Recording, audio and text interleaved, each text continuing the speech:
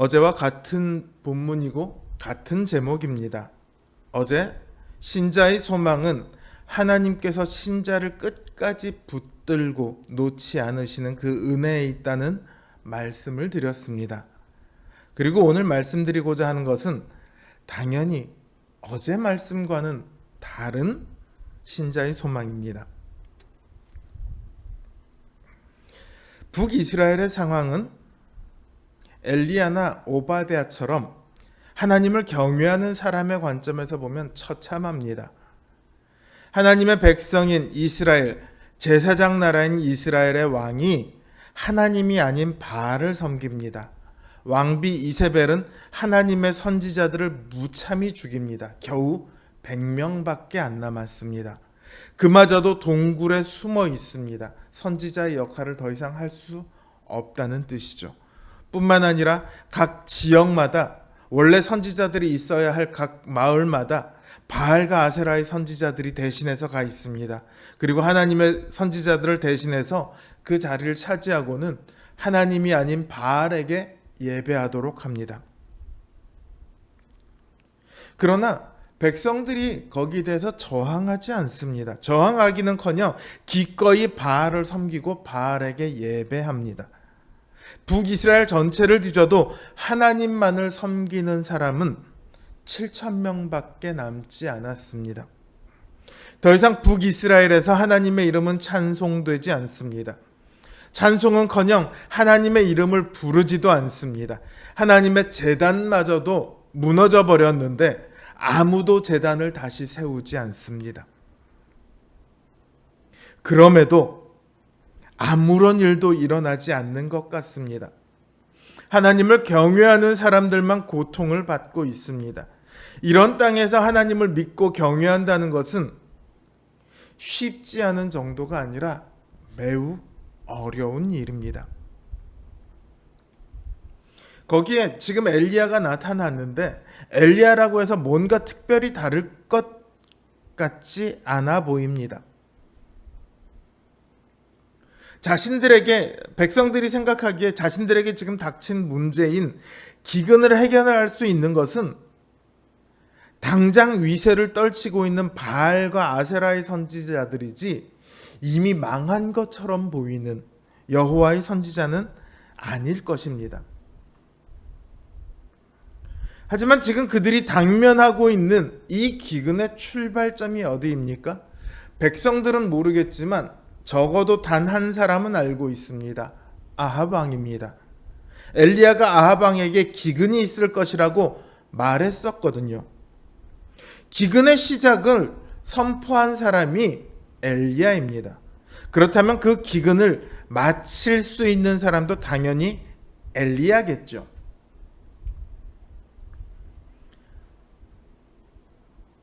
바알의 제사장 450인가 엘리야 1인의 대결, 말도 안 되는 것처럼 보이는 이 대결은 엘리야의 승리로 끝이 납니다. 도저히 불가능할 것 같았던 엘리야의 승리로 끝이 났습니다. 그리고 엘리야는 백성들을 시켜서 바알의 선지자를 잡도록 합니다. 그들을 끌고 가서 기손 시내가에서 다 죽여버립니다.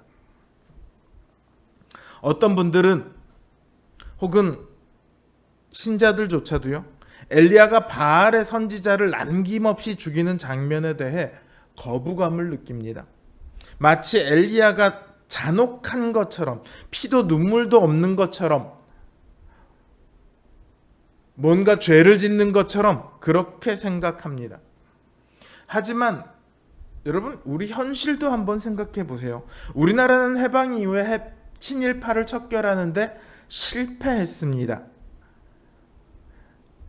그러나 독일은요, 나치의 부역자들을 가만 놔두지 않았습니다. 수용소에 보내거나 사형시킵니다. 시간이 지나서도 그들이 나치에 동조했다는 사실이 드러나면 그들의 모든 재산을 다 몰수하고 감옥에 바로 보내버립니다. 그것을 두고요, 전 세계 어느 누구도 잘못했다고 말하지 않습니다. 오히려 역사는 그들의 행위를 정당한 것으로 평가합니다. 나치와 친일파들은 나라를 흔들어 잘못된 길로 가게 만든 사람들입니다. 여기 이 바알의 선지자들 역시 마찬가지입니다. 하나님의 나라에 이방신을 섬기는 선지자들이 발붙여서는 안 됩니다. 하나님의 백성을 미혹한 자들은요, 거기에 합당한 벌을 받게 되어 있습니다.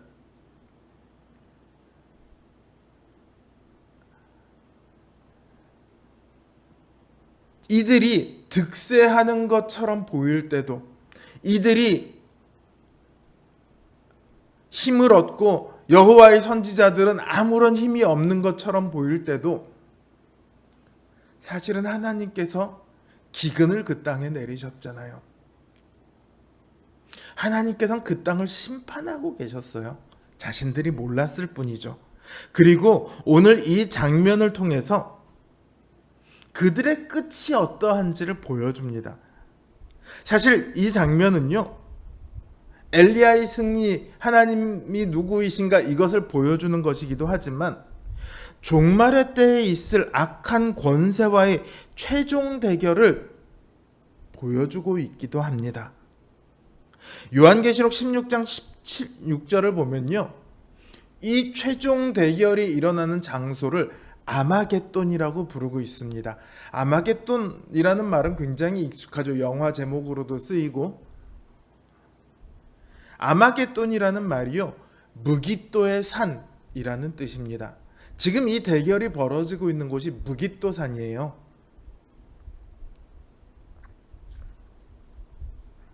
오늘 이 본문은요, 그러니까 그 최종 대결의 승리와 하나님을 대적하는 모든 악한 권세들의 멸망을 보여주고 있습니다.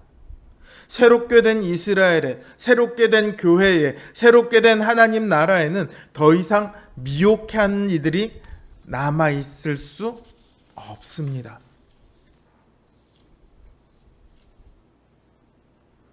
그들은 영원한 멸망에 처해지고 성도들은 영원한 즐거움을 누리게 될 것입니다. 오늘 우리가 살아가는 현실은 본문에 나온 상황과 정도의 차이는 좀 있을지 몰라도 본질적으로는 다르지 않습니다. 주님은 이 땅에서 믿음으로 살아가는 이들이 이 땅에서 영광을 누릴 것이라고 말씀하시지 않았습니다.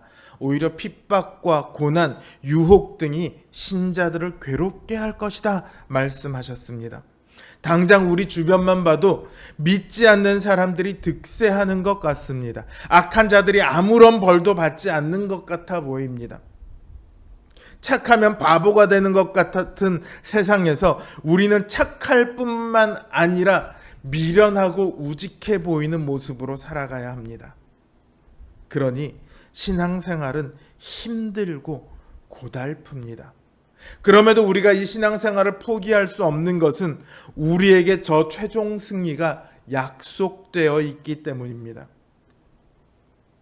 그때가 되면 하나님 없이 영광을 누린 사람들, 악한 계교로 부를 축적한 사람들, 세상을 향해 지혜로웠던 사람들은 그에 합당한 결말을 얻게 될 것입니다. 이게 바로 신자들이 신앙을 포기하지 않게 되는 이유입니다. 신자들이 가진 소망이죠. 이 종말의 신앙이야말로 신자가 오늘을 이기는 힘입니다. 이 마지막 승리를 확신하며 오늘을 이기고 또 세상을 이기는 우리 성도님들 되시길 주님의 이름으로 기원합니다.